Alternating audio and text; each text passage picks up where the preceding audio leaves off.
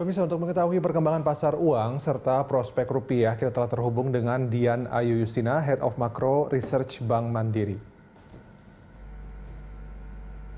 Ya, Bu Dian, seperti apa pergerakan rupiah sejak awal pekan kemarin sampai sore ini? Iya, halo, selamat sore. Memang kita lihat rupiah ini sebenarnya pergerakannya tendensinya relatif stabil dan cenderung menguat. Jadi kita lihat faktor resiko sih super minimal ya. Jadi memang ini menjelang akhir tahun, sepertinya sampai akhir tahun tidak akan ada resiko yang terlalu negatif misalnya, sehingga saya memperkirakan rupiah masih akan stabil dan cenderung menguat. Sepanjang pekan ini apa kemudian yang menjadi katalis positif dan juga katalis negatif? Kebanyakan katalis positif, jadi kita lihat data-data variabel ekonomi tentunya di luar economic growth ya, pertumbuhan ekonomi kita yang masih terkontraksi, tapi variabel-variabel lain seperti inflasi, kemudian neraca perdagangan yang belakangan ini beberapa bulan terakhir mencatat surplus, proyeksi bulan berikutnya ini juga akan tetap surplus, kemudian cadangan devisa juga masih tinggi. Faktor-faktor eksternal ini bisa menopang nilai tukar rupiah. Kemudian dari sisi eksternalnya kita juga melihat banyak negara, mungkin beberapa negara sudah mulai melakukan rencana vaksinasi. Di Indonesia juga kita sudah melihat ada tiba beberapa dosis vaksin ya. Nah itu membuat ada sentimen optimis di pasar keuangan sehingga menopang kestabilan rupiah di pekan-pekan ini. Oke, Bu Dian, ini kan sejumlah analis menilai bahwa investor itu mulai beralih ya dari safe haven ke aset berisiko. Ini bagaimana kemudian pengaruhnya bagi rupiah dan obligasi?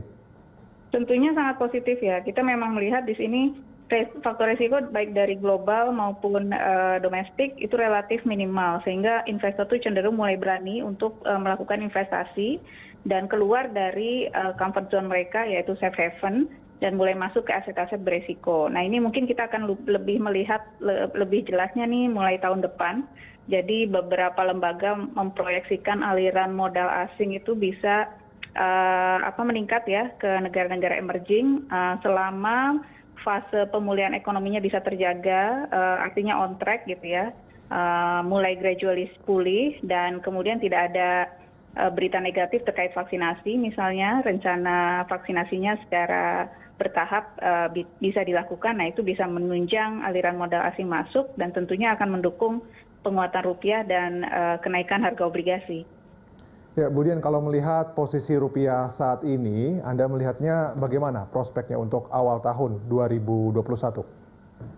Oke, kalau sampai awal tahun mungkin tidak ada faktor yang signifikan akan menggerakkan rupiah, apakah terlalu menguat atau terlalu melemah gitu ya. Jadi kita melihatnya mungkin akan sideways, jadi akan relatif stabil, mungkin akan bergerak di kisaran 14.100 sampai 14.200. Tapi trennya arahnya menguat karena kita melihat 2021 ini akan timbul cukup banyak optimisme ya setelah kita melalui tahun 2020 yang berat. Kita menantikan data-data ekonomi akan mulai membaik memasuki tahun 2021. Jadi secara fundamental arahnya menguat. Ya, kemudian adakah katalis lain yang mungkin dibutuhkan untuk menopang daya tahan rupiah? Memang nanti akan tergantung pada sentimen ya, terutama karena yang paling banyak mempengaruhi nilai tukar rupiah itu kan adalah sentimen. Jadi kita lihat nanti kita harus pantau berita-berita mengenai vaksinasi terutama.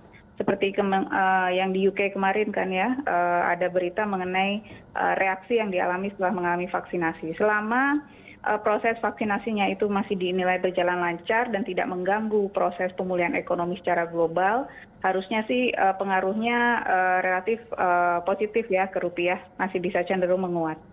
Oke, kemudian untuk pekan depan prospek rupiah seperti apa? Apakah mungkin bisa menguat di bawah level 14.000?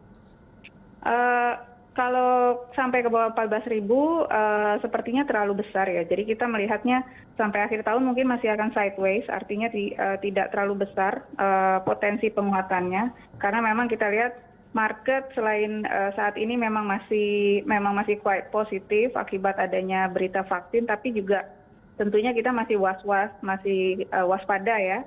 Apakah proses vaksinasi ini akan berjalan lancar dan bagaimana reaksi-reaksi dari masing-masing negara, hambatan-hambatan dan kendala-kendala yang dialami masing-masing negara. Nah itu kita masih baru bisa melihat kepastiannya mungkin beberapa bulan ke depan gitu. Oke, kemudian lalu seperti apa kemudian prospek obligasi jelang akhir tahun ini? Apa kemudian faktor yang harus diwaspadai? Oke, sampai akhir tahun harusnya masih cukup prospektif karena kita lihat tekanan inflasi relatif sangat terkendali ya. Ini meskipun sudah menunjukkan sedikit kenaikan ya, tapi potensinya kemungkinan di bawah perkiraan semula sampai akhir tahun. Jadi ini menunjang prospek harga obligasi, terutama juga ditunjang oleh nilai tukar rupiah yang cenderung menguat.